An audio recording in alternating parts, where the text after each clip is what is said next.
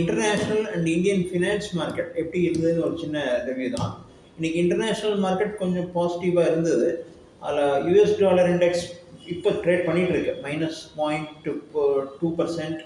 And friend crude oil வந்து -1.85%. அதாவது crude oil இறங்க ஆரம்பிச்சிருக்கு லைட்டாக. யூஎஸ் டாலர் இண்டெக்ஸ் வந்து கொஞ்சம் இறங்கியிருக்கு, இதுவும் க்ரூட் ஆயிலும் இறங்கியிருக்கு. இது பாசிட்டிவ் ஃபார் மார்க்கெட். அதனால் வந்து இந்தியன் நிஃப்டி வந்து 0.52% இன்றைக்கி ஏறி இருக்குது.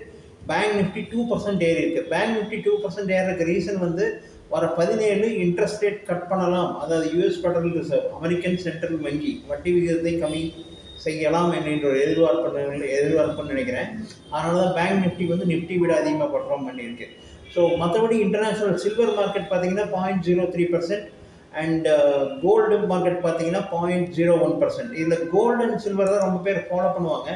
கோல்டு வந்து எண்ட் ஆஃப் த டே 4367 மேலே end of the day close பண்ணால் கோல்டு வந்து அடுத்தது வந்து ஒரு நல்ல மூவ் இருக்கும்.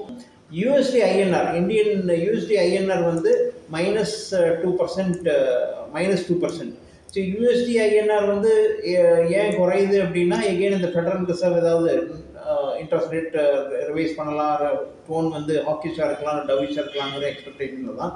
ஸோ இப்போதைக்கு பொறுத்த வரைக்கும் எல்லாமே வந்து ஒரு இதில் தான், அதாவது எக்ஸ்பெக்டேஷன்ஸ் தான் போகுது.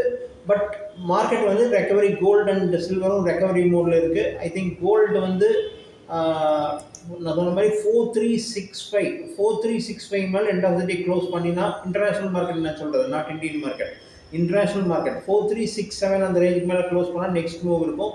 ஸோ அது வரைக்கும் கொஞ்சம் ப்ரெஷரில் இருக்குது கோல்டு.